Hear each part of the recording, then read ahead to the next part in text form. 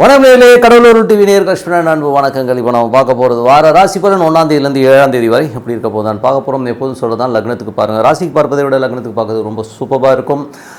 அதுக்கப்புறம் முதல்ல வர்றது புது பலன்கள். அதுக்கப்புறம் உங்களுக்கு வந்து தசாபுத்தி பலன்கள் வரும். ஸோ அந்த தசாபுத்தி பலன்கள் வரும்போது உங்களுக்கு என்ன தசாபுத்தி அந்தரங்கள் வருதோ அதையும் மிங்கிள் பண்ணி பார்க்கும்போது ரொம்ப பர்ஃபெக்டாக இருக்கும்.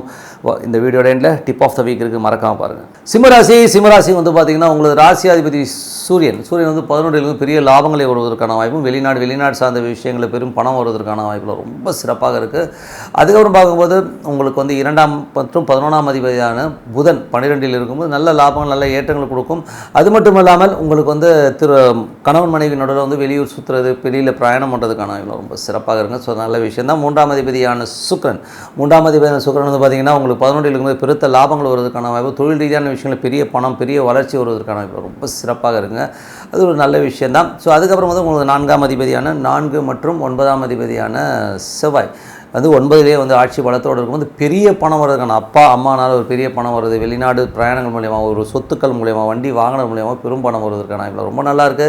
5ஆம் அதிபதியான குரு வந்து பார்த்திங்கன்னா உங்களுக்கு 10ல் இருக்கும்போது பெரும் பணம் பெரிய விஷயங்கள்லாம் நடக்கும். தொழில் ரீதியான விஷயங்கள் வந்து பார்த்திங்கன்னா நீங்கள் நினச்சதோட ஒரு நல்ல லாபங்கள் வருவதற்கான வாய்ப்புலாம் ரொம்ப நல்லா இருக்குங்க. ஸோ இருந்தாலும் வந்து 5ஆம் அதிபதியாக குரு வந்து 10ல் இருக்கும். தொழில் ரீதியான விஷயம் ரொம்ப கவனமாக இருக்கணும். சில நேரங்களில் வந்து பார்த்திங்கன்னா ஏதாச்சும் வந்து 5ஆம் இடம் அதிபதி இன்னும்போது 10க்கு 5ன்றது 8ஆம் இடமாக இருக்கும்போது ஏதாவது பேராசை காட்டி நம்மளை ஏமாத்துறதுக்கான வாய்ப்பு ரொம்ப கவனமாக இருக்கணும். ஒரு காலகட்டங்கள் 6ஆம் அதிபதியான சனி வந்து பார்த்திங்கன்னா 7ல் இருக்கும்போது கணவன் மனைவிக்குள்ள சின்ன ஒரு கருத்து பேதங்கள் சின்ன டென்ஷன்ஸ் வரும். ஸோ அதெல்லாம் கண்டுக்காமல் இருங்க. ஸோ ஏதாவது மாமியார் வெளியில் யாராவது சொல்கிறதெல்லாம் வந்து மைண்டில் போட்டுக்காமல் இருக்கிறது ரொம்ப நல்லது.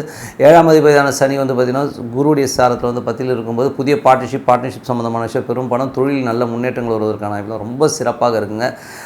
8ஆம் அதிபதி குரு. ஸோ 8ஆம் அதிபதி குரு வந்து பார்த்திங்கன்னா உங்களுக்கு வந்து பிரச்சனைனா 8ஆம் அதிபதி 10ல் இருக்கிறதுனால வந்து பார்த்தா தொழில் ரீதியான விஷயங்கள் வந்து பெரும் பணம் சம்மந்தமான விஷயம் ரொம்ப கவனமாக இருக்க வேண்டிய ஒரு காலகட்டங்கள். அதுவும் வந்து சந்திரனுடைய சாரத்தில் வந்து பெரிய விரயங்கள் வருவதற்கான தொழில் ரீதியான விஷயங்களை எதாவது செய்யணுன்னா பார்த்து பொறுமையாக சிந்தித்து செயல்படுங்க. இல்லைனா மாட்டிக்கிறதுக்கான கொஞ்சம் பார்த்து நடந்துங்க. ஏன்னா வந்து 8-10 ஏதாவது பிரச்சனைகள் இல்லைனா வந்து வீட்டில் ஏதாவது சொந்தத்துலேயோ யாராச்சும் வந்து ரொம்ப உடம்பு முடியாமல்னா அவங்களுக்கு வந்து கொஞ்சம் கர்மா செய்கிறதுக்கான வாய்ப்புகள் நிறைய இருக்கும். ஸோ 11ஆம் அது மட்டும் இல்லை 9ஆம் அதிபதி செவ்வாய் ஆட்சி பலத்தோடு இருந்து சுக்கிரனுடைய சாரத்தில் வந்து பெரும் லாபங்கள் வருவதற்கான வாய்ப்புகள் ரொம்ப நல்லா இருக்குது. ஸோ அது வந்து ரொம்ப சிறப்பான விஷயங்கள் தான். ஸோ தொழில் ரீதியான விஷயங்கள் 10ஆம் அதிபதியான சுக்கிரன் 11ல் இருக்கும்போது பெரிய லாபங்கள் பெரிய வெற்றிகள் வருவதற்கான வாய்ப்புகள் ரொம்ப சிறப்பாக இருங்க. ஸோ அது எல்லாமே ரொம்ப சிறப்பான விஷயந்தான். ஸோ இப்போ இதுவரை பார்த்து பொது பலன்கள். ஸோ இனிமேல் பார்த்து தசாபுத்தி பலன்கள் எப்படி இருக்குன்னு பார்ப்போம். சிம்ம லக்னமாக இருந்து சூரிய தசாபுத்தி அந்த நடுவு சூரியன் 11ல் இருக்கும்போது பெரிய லாபங்கள் வெளிநாடு சார்ந்த விஷயங்கள் பெரிய லாபங்கள் திடீர் ராஜ யோகங்கள் அதை விபரீத ராஜகம் சொல்லுவோம். ஸோ அந்த மாதிரி விபரீத ராஜகங்கள் மூலயமா பெரும் பணம் வருவதற்கான வாய்ப்பு ரொம்ப சிறப்பாக இருக்குது. ஏன்னா வந்து சூரியன் இப்போ ராகுல போகும்போது அது வந்து 8ஆம் இடத்துடைய ராகு சூரியனுடைய சாரத்தமும் பெரிய லாபங்கள் வருவதற்கான வாய்ப்பு ரொம்ப நல்லா இருக்குது. சிம்ம லக்னமாக இருந்து சந்திர தசாபுத்தி அந்த முதல் வந்து ஒரு திங்கள் செவ்வாயில் வந்து பார்த்திங்கன்னா கொஞ்சம் வந்து சின்ன பிரயாணங்கள் மூலியமாக வந்து கொஞ்சம் இடைஞ்சல்கள் இருந்தாலும் அதுக்கப்புறம் தொழில் ரீதியான விஷயம் நல்ல லாபங்கள் நல்ல வெற்றிகள் வருவதற்கான ரொம்ப சிறப்பாக இருக்குது.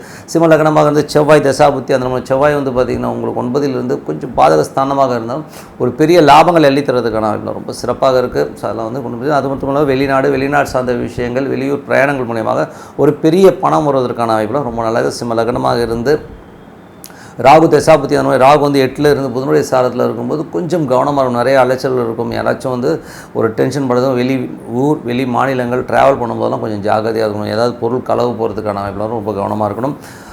அதுக்கப்புறம் சிம்ம லக்னமாக இருந்து குரு தசாபுத்தி குரு வந்து 10ல் இருந்து அது சந்திரனுடைய சாரத்திலும் கொஞ்சம் கவனமாக இருக்கணும். கொஞ்சம் ஒரு டென்ஷன் ஸ்ட்ரெஸ்ஸஸ் இருக்கலாம்.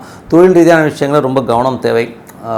சிம்ம லக்னமாக இருந்து சனி தசாபுத்தி சனி வந்து பார்த்திங்கன்னா உங்களுக்கு 6லிருந்து குருடைய சாரத்தில் போகும்போது தொழிலுக்கு தேவையான கடன் கிடைக்கிறதுக்கான வாய்ப்புகள்லாம் ரொம்ப நல்லாயிருக்கு. வேலை இல்லாதவர்கள் வேலை கிடைக்கிறதுக்கான வாய்ப்பு, அது நல்ல அபிவிருத்தி நல்ல ஒரு டெவலப்மெண்ட் கிடைக்கிறதுக்கான வாய்ப்பு இருக்கும். பட் இருந்தாலும் வந்து சின்னதாக ஒரு அலைச்சல்கள் அதிகமாக இருக்கிறதுக்கான வாய்ப்புகளை தவிர்க்க முடியாதுங்க.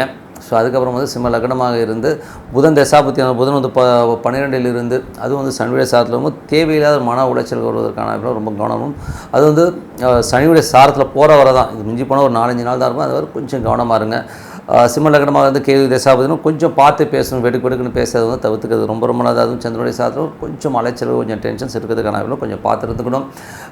சிம்ம லக்னமாக இருந்து சுக்கிர தசாபதி அந்த பெரிய லாபங்கள் பெரிய வெற்றிகள் வருவதற்கான வாய்ப்புலாம் இருக்குது. அதுவும் வந்து பார்த்திங்கன்னா உங்களுக்கு வந்து ஒரு லேண்டு வாங்குறது விற்கிறது வாங்கி விற்கிறதுனாலும் பெரிய லாபங்கள் வெற்றிகள் வருவதற்கான வாய்ப்பு நல்லாயிருக்கும். ஒரு கம்யூனிகேஷன் துறை, ஒரு கான்ட்ராக்ட் சைன் பண்ணுறதுக்கான பெரிய பணம் வருவதற்கான ரொம்ப சிறப்பாக இருக்குங்க. ஸோ என்னை பொறுத்தவரை ஒரு நல்ல விஷயம் நடக்கணும், ஒரு பிரார்த்தனை ரொம்ப ரொம்ப டெய்லி வந்து இறைவனை நினச்சி ஒரு அமைதியாக ஒரு இடத்துல உட்காந்து ஓம்னு வச்சோடனே அந்த பிரார்த்தனை பண்ணும்போது கண்டிப்பாக அடுத்த லெவல் போகிறதுக்கான ரொம்ப சிறப்பாக இருக்குது. ஸோ நல்ல விஷயங்கள்லாம் பண்ணணும், பிரார்த்தனை ரொம்ப ரொம்ப அவசியங்க. Tip of the week. So tip of the வீக்கில் வந்து பார்த்திங்கன்னா வக்ர கிரகங்கள் என்ன பலன் தரும் அதை பற்றி தான் பேச போகிறோம். ஸோ மேஜராக வந்து பார்த்திங்கன்னா வக்ர கிரகங்களை பற்றி நிறைய பேர் வந்து நிறைய விஷயங்கள் சொல்லலாம். ஸோ 8ல் வக்ரமானோம்னா நமக்கு வந்து அந்த கெட்ட பலன்கள் நடக்காது, இந்த மாதிரிலாம் நிறைய விஷயங்கள்லாம் இருக்குது. பட் ப்ராக்டிக்கலாக சொல்ல போனோம்னா வக்ர கிரகங்கள் என்ன மாதிரி வேலை செய்யுங்கிறத முதல்ல புரிஞ்சுக்கங்க. ஏன்னா வந்து தேவையில்லாத ஒரு மனக்குழப்பத்தை வச்சுட்டு அப்படி சொல்லிட்டாங்க இப்படி சொல்லிட்டாங்க, சனி வந்து வக்கரமாகுது, இன்றைக்கி வக்கரமாகுது, அது ஆகிடும் இதாகிடும் சொல்லிட்டு எமோஷன்ஸில் இருக்க வேண்டிய அவசியமே கிடையாது. ஸோ மேஜராக வந்து வக்ர கிரகங்கள் எப்படி வேலை செய்யும்னா, உங்கள் ஜாதகத்தில் உங்கள் ஜனனகால ஜாதகத்தில் வந்து சனி வந்து இப்போ சப்போஸ் இப்போ சனி வக்கரமாகுது இல்லையா, அதுக்கு உதாரணமாக சொல்கிறேன். சனி வக்கரமாக இருக்குதுன்னு வச்சுப்போமே, அப்போ தான் இந்த சனியுடைய விஷயங்கள் வந்து வக்கரமாக இருக்கிற இடத்த வச்சு பலன் தரும். இப்போ உதாரணத்துக்கு சொல்ல போனோம்னா எப்படி சொல்கிறது, கடக ராசிக்காரர். ஸோ கடக ராசிக்காரர்களுக்கு வந்து பார்த்தா இப்போ 8ல் சனி இருக்குது. ஸோ 8ல் சனி இருந்தால் ஐயோ அஷ்டம சனி ரொம்ப படுத்திடும், ரொம்ப பாடாப்படுத்திடும் அப்படி இப்படிலாம் சொல்லுவாங்க. ஸோ அது படுத்துமா அப்படின்னா எல்லாருக்கும் படுத்தாதுங்க. இப்போ சனி வந்து இப்போ நார்மலாக போகும்போது யாருக்கெல்லாம் நார்மலாக அவங்க ஜனனகால ஜாதகத்தில் இருக்கோ அவங்களுக்கு படுத்தும். பட் உங்களுக்கு சப்போஸ் உங்கள் ஜனனகால ஜாதகம் நீங்கள் பிறந்தபோது இருக்கிற ஜாதகத்தை வந்து சனி வக்கரமாக இருந்து நீங்கள் கடக லக்னமாக இருந்து இப்போ சனி வக்கரமாகி இப்போது கோச்சாரத்தின் சனி வக்கரமாகுது பார்த்திங்கன்னா அப்போ தான் உங்களை வந்து எஃபெக்ட் பண்ணும். ஸோ அப்போ வந்து பார்த்திங்கன்னா கொஞ்சம் டென்ஷன் கொடுக்கும். இப்போது வந்து பார்த்திங்கன்னா சனி வந்து பிரச்சனையை கொடுப்பாங்கன்னா கிடையாது. ஏன்னா வக்கரமாக போனால் அது குருடைய சாதத்தில் போகும்போது அந்த குருடைய நட்சத்திரத்தில் போகும்போது நல்ல லாபங்களை கொடுத்துரும் அந்த வக்கரம். ஓகேங்களா, எப்போது உங்களுக்கு பெரிய லாபங்களை கொடுக்கணும் அந்த வக்கரம் உங்கள் ஜனகால ஜாதகத்தில் இருக்கணுங்கிறது தான் முக்கியமான விஷயம். அது மட்டும் இல்லாமல் இது இந்த பிளானட் மட்டும் இல்லை, குருவாக இருக்கட்டும், சனியாக இருக்கட்டும், எந்த பிளானட் புதனாக இருக்கட்டும், சுக்கிரனாக இருக்கட்டும், உங்கள் ஜனகால ஜாதகத்தில் வக்கரமாக இருக்குன்னா கண்டிப்பாக அது கோச்சாரத்தில் இப்போ நடைமுறையில் வந்து வக்கரமாக இருக்கும்போது அந்த பலன் நல்ல பலனையும் கெட்ட பலன்களையும் அப்போ தான் கொடுக்கும் ஒழிய எப்போதுமே வக்கர பலன்கள் வந்து வக்கர கிரகங்கள் வந்து எப்போதுமே நெகட்டிவான பிளானட்டும் பலனும் கொடுக்காது, பாசிட்டிவான பலனையும் கொடுக்காது. உங்கள் ஜாதகத்தில் ஜனனகால ஜாதகத்தில் கண்டிப்பாக வந்து வக்கரமாக இருந்தால் அது வக்கரமான பலன் கொடுக்கும்.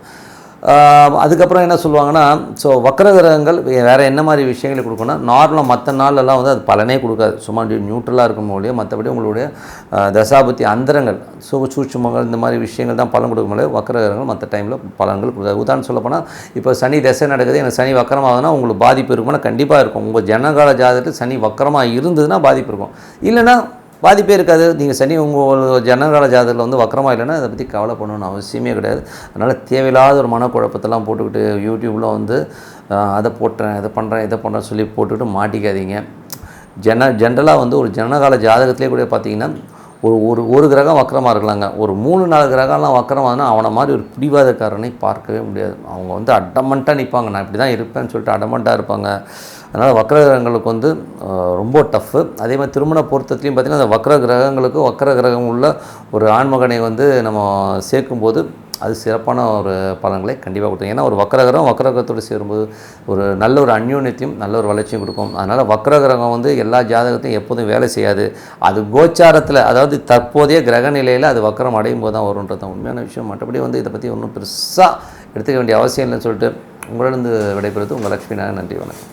கடவுள் அருள் டிவியை பார்த்தமைக்க நன்றிகள். மேலும் இது போன்ற தகவல்களை தெரிந்து கொள்ள கடவுள் அருள் டிவியை சப்ஸ்கிரைப் செய்யுங்கள். மறக்காமல் பெல் ஐக்கானை கிளிக் செய்யுங்கள்.